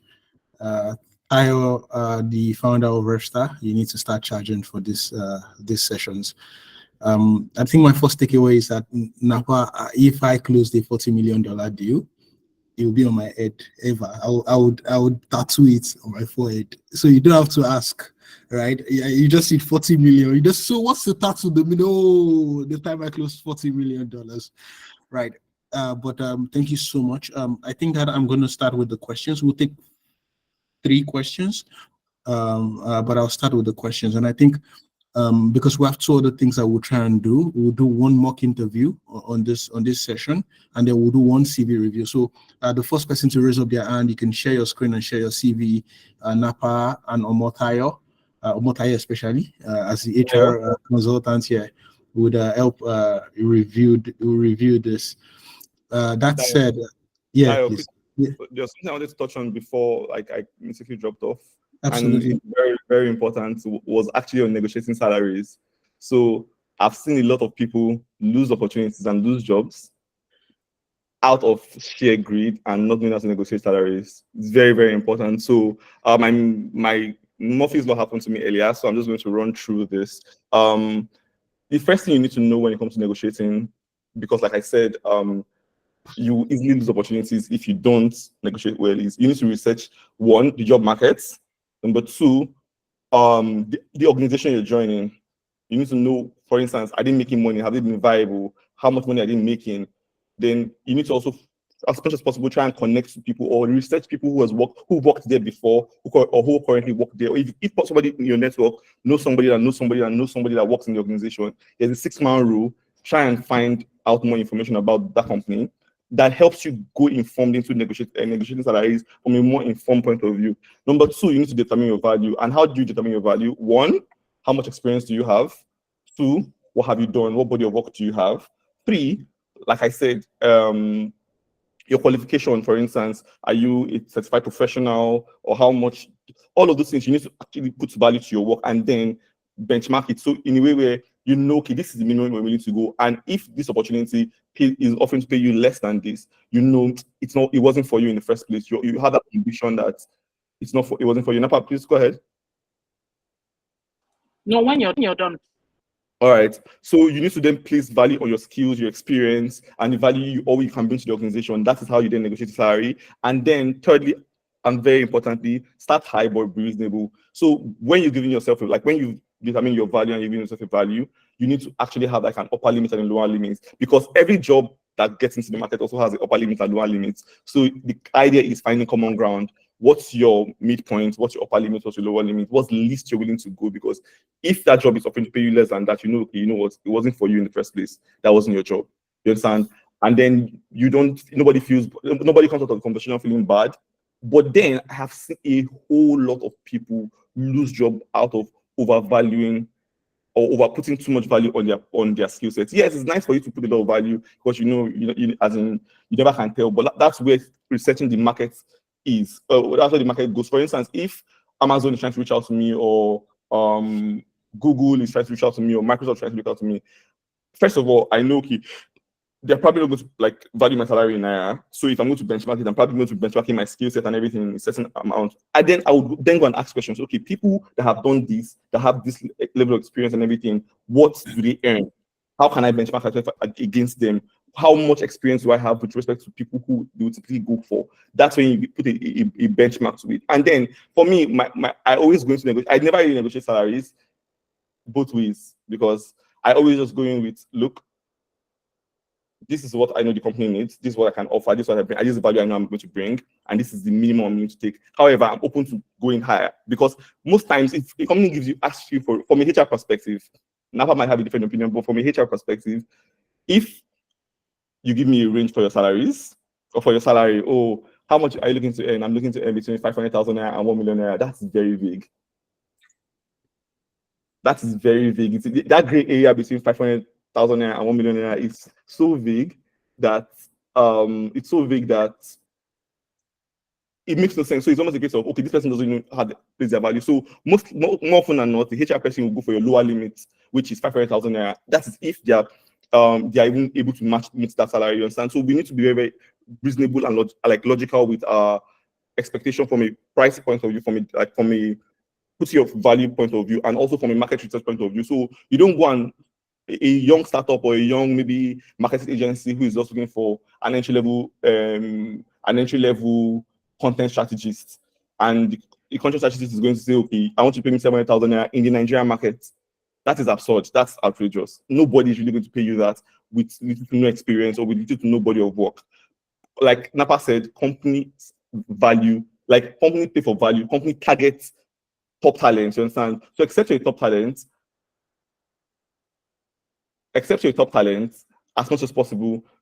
I mean, everybody would like to say ourselves top talent, but as much as accept a top talent in a top organization that you know can value your services, you need to be very, very reasonable and logical with your price point. Napa, please, you can go. Okay, yeah, so yeah, I agree with all your points, Omotayo, but the only thing, I don't actually share my budget. Like, I never give a ball point. I always say that you know what you want to pay, give it to me. Let me see if I like it. So the thing is, number one, be top talent. But the second thing is, there are a couple of links you can use to get a view. One is levels.fyi, and then the other one is Glassdoor. And then when you're negotiating, understand you're not only negotiating the compensation, you're also negotiating benefits. You're also negotiating career progression, because there's some jobs you will get that potentially what you will earn in the next role you get will be much higher. Or there's some jobs you will get that you really want to build skill in a specific area. So during my career, I took a pay cut because there was a particular skill set I wanted to gain. And because of that pay cut, the next role I got, my salary accelerated almost 6 times. So before you start saying how much you pay, just have a very clear view of your career path, what you want to do, what you want to achieve. And then how do you get to a point of being top talent where they are actually begging you to take the job because they know what you've been able to achieve? And then look at the non-salary benefits. Look at that closely. Because if they're giving you comprehensive healthcare, they're giving you travel allowance, all these allowances, you can actually kind of see how much would that take from your pocket. There was a job I had where they would give you a car, they will give you a driver, they'll pay for toll, they'll pay for gas, they'll pay for, but the take home was a little less than what I was expected to. But by the time I put it together, I was able to see it. Avoid, they told me, avoid it. Because when I hear some of the salaries, people think some companies are being paid outside, it's ludicrous. Make sure that it's data you're using, like real life data. Because I've seen people, like Omotayo said, they come into negotiations and they're like, they said in Google, they pay you $1 million a year. All right, that's amazing. So you have to make sure it's data backed. Make sure you're considering the non-cash benefits. You're also considering your career trajectory, because maybe taking this role at a lower pay is going to accelerate you in the future. And then negotiate like you are an adult, not a child. So some people, when they're negotiating, they're just like, oh yeah, pay me now. No, you have to be scientifically look at it and say, these are the non-salary benefits. You now have to understand it. Oh, this is the revenue. This is my expectation. Can you improve the base by 15%? Then it's something HR can work with, as opposed to saying, just up it. Just up it now. Thank you so much, Napa.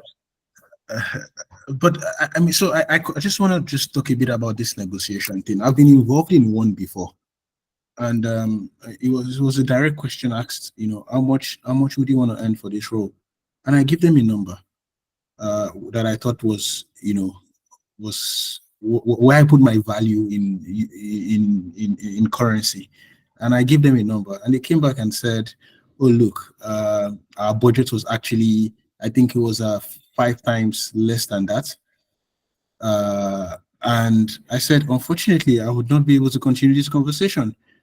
And we were able to have an agreement, you know, around you know, I came down to 3, they came up to 3. So now my question, in a case where I'm asked and I put a value to it, if I had not put a value to it, I would have gotten that shitty offer at work, you know, at 20% of what I wanted.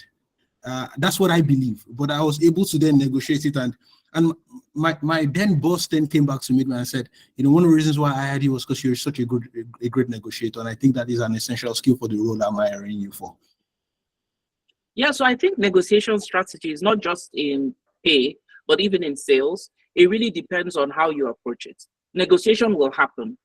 Now, do you want to negotiate with the information you've provided, or do you want to negotiate with the information that you've received?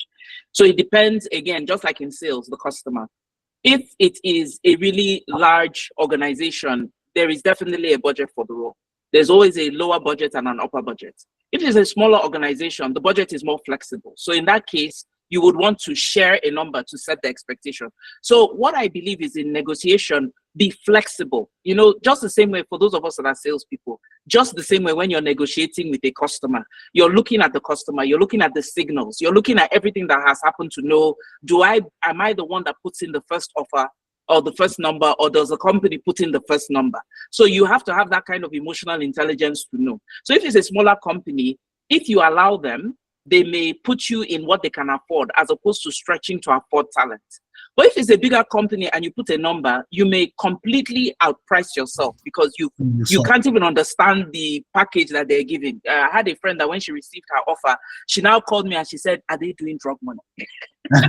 Because it was just so amazing. But if she had put an offer first, she may have shortchanged herself. So I think that's a really good point, Dio. Like, you have to be able to know, but make sure you have data. And then always know where you are able to, like Dio, I like the fact you said you came down, they came up. So know where your ceiling is and where your floor is. What is the least you can take? And never be desperate in negotiations. No matter your situation, never ever be desperate. I got out of my entire career, there's one role that was my role of a lifetime I wanted, and I turned down the first offer. Like, legitimately, I turned it down and I said, I don't think this is the right time. I think what you're looking for is not superior talent. What you're looking for is an employee. Unfortunately, I'm superior talent and this is my amount, right? And they came back with even more than what I expected. But I wasn't desperate. Therefore, I could negotiate and I could read the signals. For that one, I asked them to make an offer first. But there's some situations where I'll tell them, look, I won't do it for less than this, right? Right. So Napa, that money that you could not say that even your Nigerianism about to come out. You want to share? You're like, even you were scared. Right, Tyler, your answer is you want to answer this? Yeah. So I wanted to share one comment and then a question for both Napa and Tayo. So the comment is, I think context matters in salary negotiation. There's a lot of, and that thing about just if you currently have a job that you love, you know, that the salary is okay, everything's going well, you tend to have sort of like more power. It's like in sales as well, right? If you know that this person, great months, I'm the best in the market, right? Yeah. You either buy me or you can negotiate. And so what would typically happen is, like, people are scared to even ask what's your budget for the role, right? Because if you call, and maybe it's different as you go to different levels of your career. If someone calls you and is trying to get you interested in a position, right? You have the power to say, oh, what's your budget for this role? I asked that question very recently, and the person said, we are able to pay top dollar for top talent. And that to me just says, yeah, you have an idea what I'm currently earning, and you think that you're able to blow that out the water, right? That's fine. So we can have that conversation. If they had said, make me, like, what would you want? I would tell them a number where if they matched it, if they didn't flinch, rather, then I know that we can go ahead and have the conversation. They don't have to make a counter offer before we even get into it. So that's one. The other part of it is, if you are actively searching and you do not have an idea what a fair salary is. It's as good as not having your CV, in my mind, because you're going to waste your time, you're going to waste the other party's time when you get to that point, right? So I was asking someone very recently as well. You currently have a gig, you're doing something, but you're on the lookout for something else. What number, what percentage increase would make you take this type of job versus what percentage decrease if you are desperate? Like, how bad is this current one that you would move, and what's that number? And they weren't quite sure. What that told me was that they were not ready to move at all. And they just needed to sort of make up their mind. That's my comment. Now, my question, I think Tayo first is, so if someone told you a number that is within your budget, what's your incentive to, if it's within but not the highest band or and not the lowest band, what's your incentive to decide out of your own goodwill to pay them more? Okay. Are you done with your question? Yes, that's the question. All right. So I like that question, to be very honest, because I get I mean, in my level of work, you experience that a lot. And personally, and I'm going to speak personally because sometimes I feel like I don't always approach HR from a HR perspective. So I know the value of top talent outside.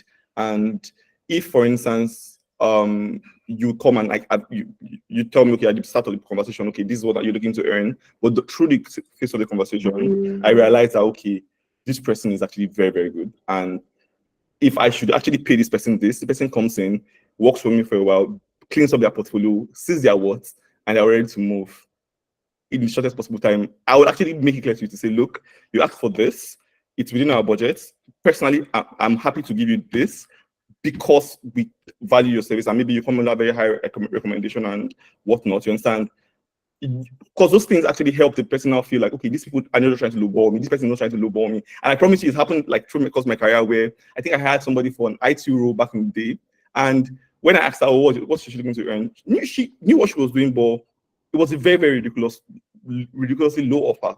And I told her, oh, look, I'm not going to be a typical HR person and give you that offer because that's it. But I know you're worth more. And because we're trying to also keep you loyal to the business, we want you to actually understand your value and your worth. You understand? We're offering you this. Then what I always even try to do is incentivize it, because I'm not sure. So for some cases, right, your salary expectation meets our own, it's within our budget. But then I also think you could be worth more. And if you realize you could be worth more, you will lose you. I incentivize your contract in a way where, okay, upon confirmation or within XYZ time frame, you understand, provided you've actually shown a good body of work and quality of work, you understand, you then get an increase by XYZ amount, you understand, which is still within the same range of what I'm trying to recruit for. You understand where I'm coming from? So it's a case of, I've met you at what you're trying to demand. However, I'm giving you room to say, if you come and actually prove yourself worthy, we are happy to actually move you up the ladder in the shortest possible time because we actually think you're top talent, you understand? Does that answer your question, Tayo? Over to you, Napa.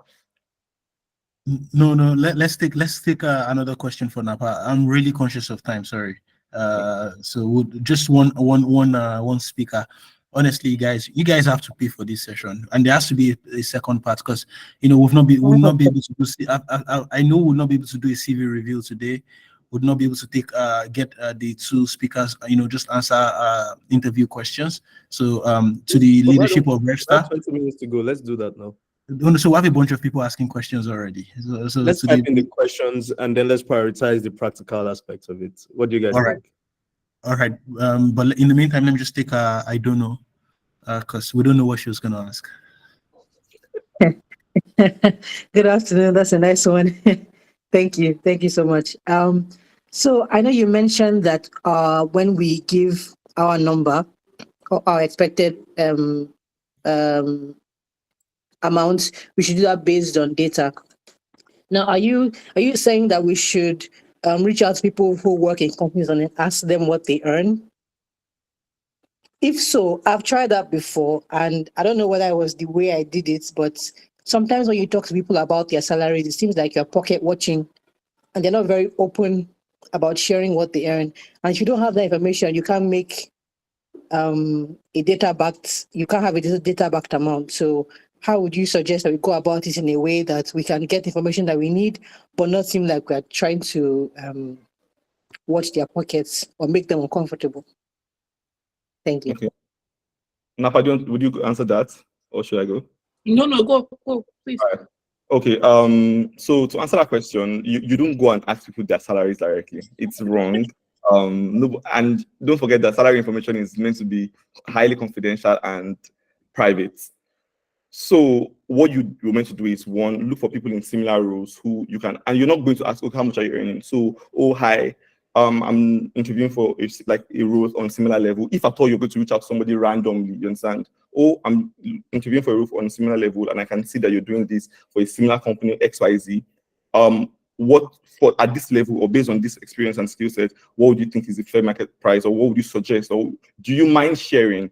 You understand? You're not asking that question like, oh, tell me your salary. It's like, it's almost a case of, oh, this, you're giving context. I'm interviewing for this role, and this is what it is, you understand?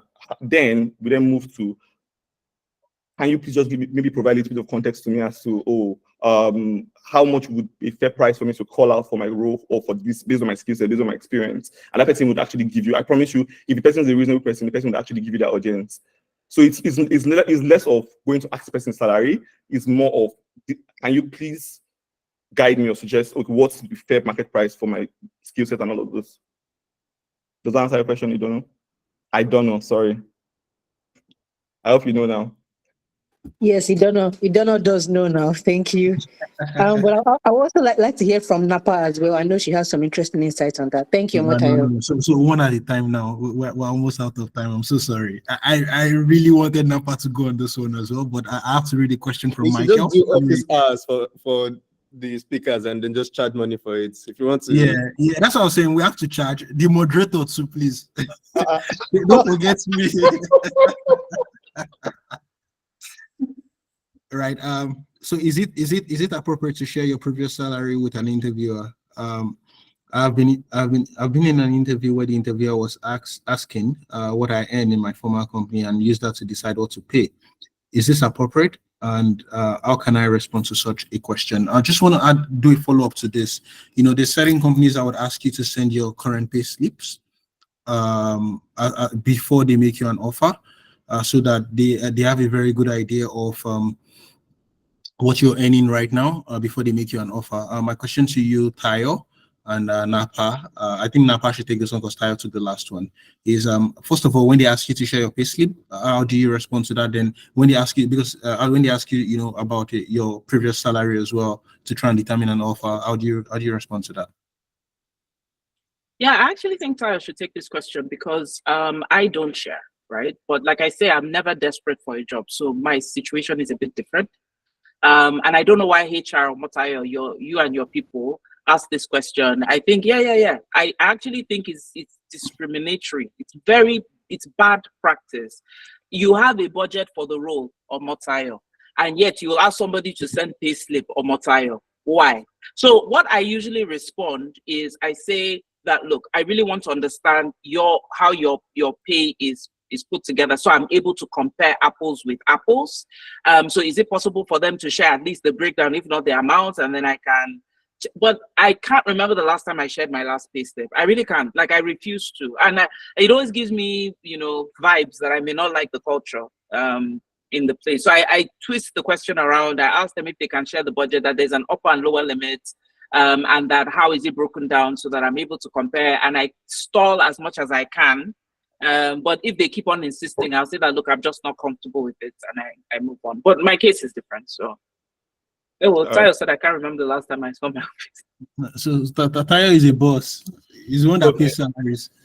So just to answer that question, just to add to what Napa said, to be very honest with you, the only time I actually look at my pay slips is when I'm applying for a visa.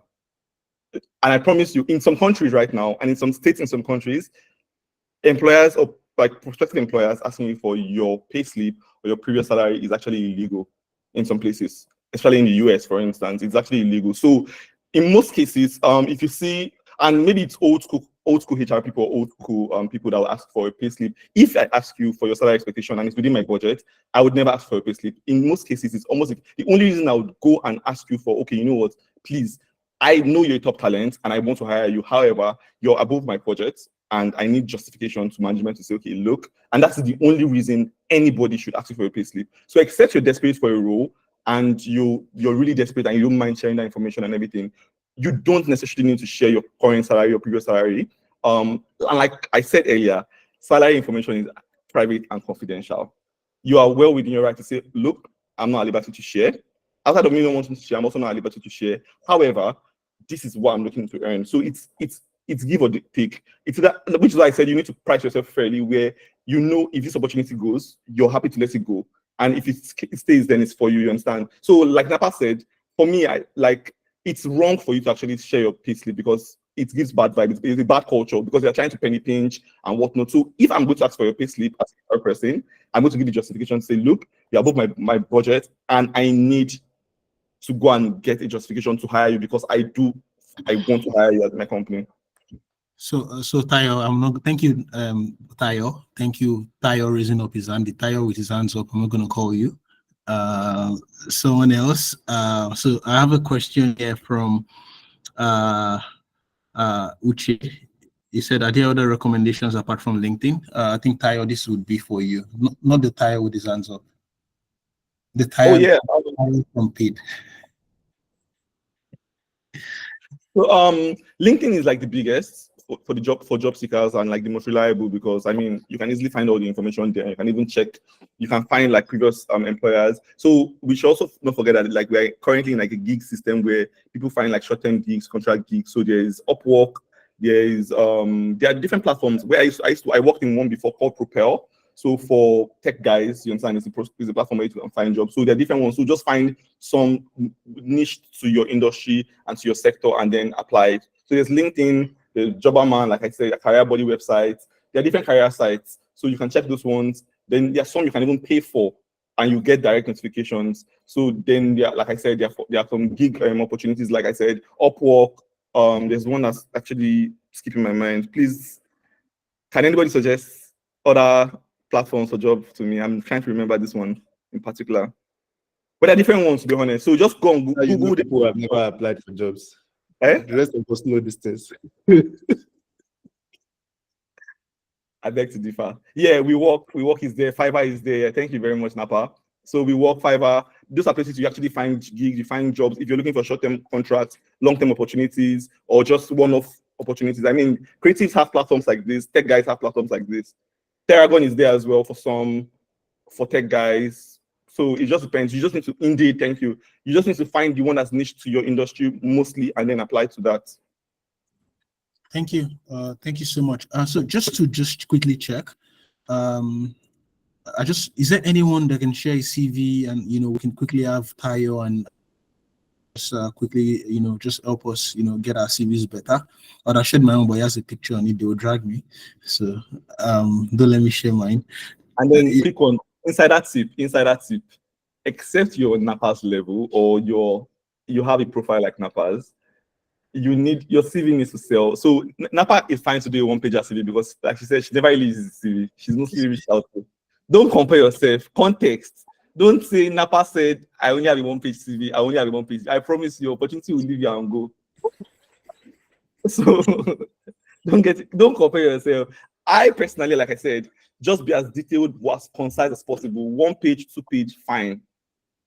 Except, like I said, you have like something you really want to call out and you know that anybody wants to read and listen to. Don't go and say you're doing a 1 page, except you're inexperienced and you don't have much to call out. Napa does not use as CV. Don't compare yourself to Napa. Tayo, you're not helping us.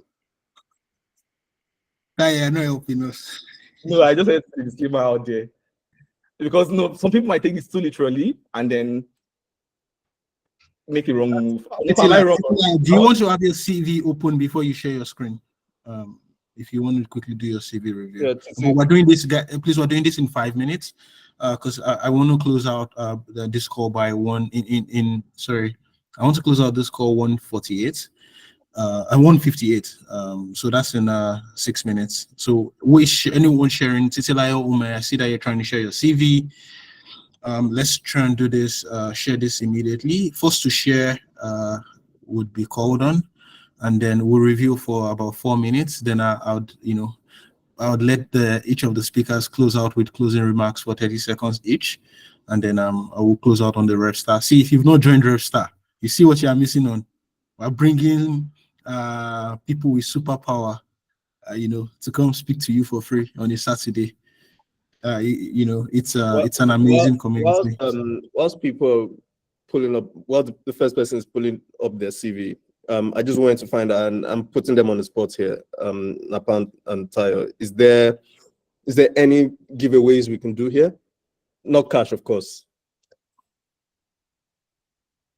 So essentially, is there a chance that one or two people can find 20, 30 minutes to speak to you guys about this over the next couple of weeks? And how do we get that across to them?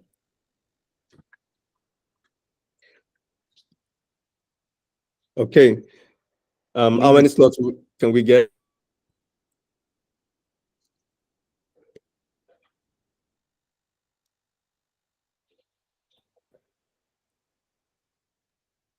All right, 2 sounds fair. Yeah, I think LinkedIn is fine. You can reach me on LinkedIn, and it has to be like a link to your calendar. Oh, I think. Okay. Yeah. So we will only share it with 2 people. You can create a specific one. We'll do a raffle in our WhatsApp channel to select the winners who will be able to speak with you. All right, no problem. I'll just share my calendar link then. 2 is fine as well. All right. Thanks a lot, guys. Okay, Austin. Ejogu Uche Austin. Over to you guys.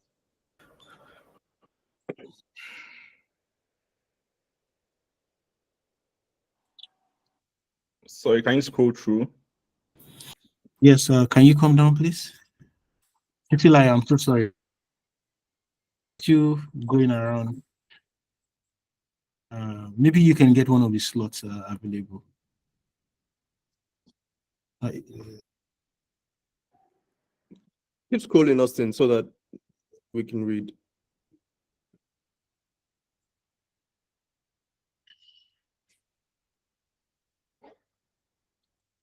I like how you did the conversion with $2023.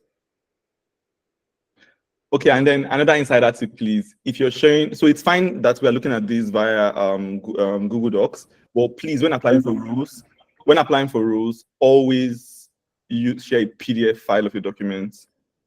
Yep. Always share a PDF file, because a Word document can be distorted easily. So when applying for rules, please always share a PDF. Inside that tip, what Tayo is saying is that he actually never looks at CVs that are sent in Word. I'm telling you from personal experience, he never does. I'll be honest, I don't as well. I just think you're not a serious person. I'm not even gonna lie. As hiring manager, once it's Word, I just skip. No, I do. Some people don't know. Empathy. Me, I don't look at it at all. It's difficult to look at. I don't look at it at all. I don't even have Word on my computer. Which are you scrolling down? Which is cool. Oh. Let's see what.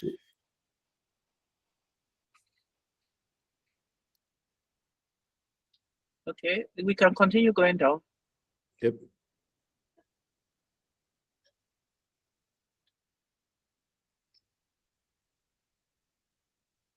Okay. Huh? Okay.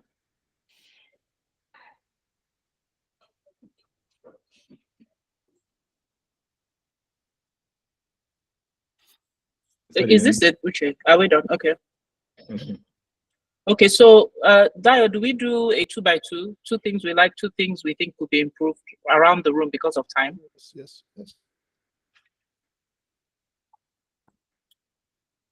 Yes, please. Just so you like 2 things you think you improve, and then Kyle does the same, so that we can do this in 1.5 minutes.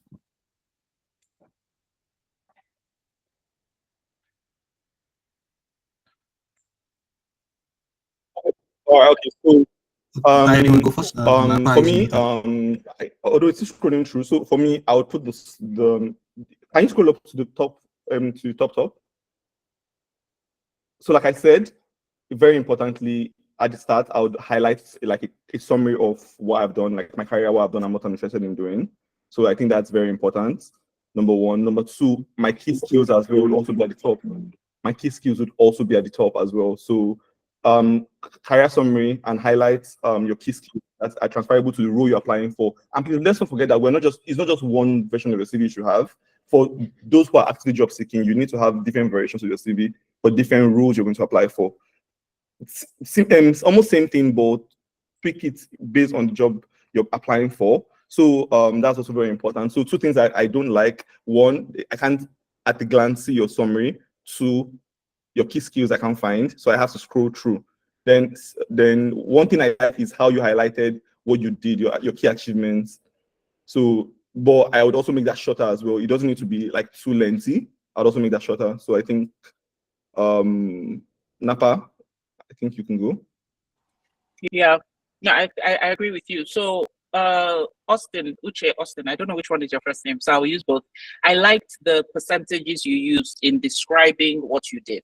Like saying, if you go down a bit, I wish this was a Word document, like generated revenue exceeding 15 in 2023. I also liked the fact you put proudest moments and your volunteering, but I actually think it's too verbose. Because if I'm hiring you, I don't think I'm going to hire you based on your volunteering. So maybe just, I know it's really something you're proud about, but it doesn't fit into like sales executive role. And then if you go up, I would move this. There's too much real estate that's being wasted. I know you, but this can be a one-pager, to be very honest. Yeah, no, I said it was too lengthy. It was too lengthy. You should highlight just. Yes. So yeah, but I think it's the language. Austin, can you go up a bit? Yeah, so I would, yeah, I'm so sorry. I wish I had the document. I would have just, if the role was for an NGO, like, can you go all the way up? Oh no, up to the beginning of the document. Yeah, so I would move this intro up to the beginning of the document. Yeah, I would move this intro into the header section. And then I would like, well, Omotoya said, your skills, make it. And then like this head of sales remote, I would move this Vancouver, Canada to beside the head of remote. I'll move the date beside. And then some of the language it's not punchy enough. Let me give you an example. Just go down a bit. Let me look for like this Hyperbreed station. You're now saying Hyperbreed is an edtech startup. In part, you can just say Hyperbreed edtech startup. That's it. And you hyperlink. We don't need to know other gist. Then generated revenue exceeding 15 in 2023. Put attainments. So you can say achieved 102% of targets as opposed to 98% from the last year. More because this, I'm going to look at it and say that is it that you can't handle targets bigger than $15,000? So imagine if the target in the new place is 200 million. Is it that you can't handle it? You know. Then engaged over 500 leads. Achieving conversion rates into pay. I'll do conversion rate of 25% versus conversion improved by 20%. Yeah, you know, so it now just you look so punchy, and you see those lines will become shorter and shorter, and it's like, oh my god, this is such an amazing salesperson, you know. So that's the feedback. Yeah. And Thank just you. to add to what I want to say something.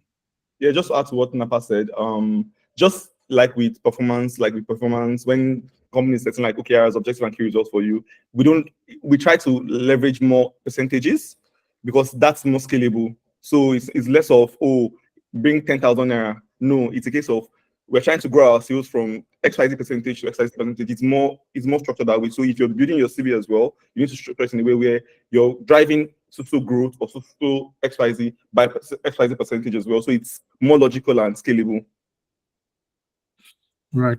Thank you so much, guys. Honestly, it's been an honor just hosting this with the insights that we got from the both of you. I've learned a lot. I know that our participants have learned a lot as well. I don't know if Joy, the community manager, can just drop the link for people to join Refstar. It's an amazing community that I'm a member of. Napa is a member of it as well. that we will drag Tayo into it. If he's not a member already, he will be forced into it, because all of these insights, we need community members, to get it from time to time. It's an amazing community of revenue leaders across the continent, and we have amazing people on the platform. We would want you guys, to join us if you're already not on the platform. We also have sometimes in-person meetups where we, have conversations like this as well. So thank you so much for joining. It's been an honor moderating this. Thank you so much for the, amazing community, the amazing speakers that we had. I hope that Napa had fun. Thank you so much, everyone, and have a wonderful Saturday. Thank you. All right, bye guys. Bye everyone. Bye-bye. Thanks a lot, guys. Bye.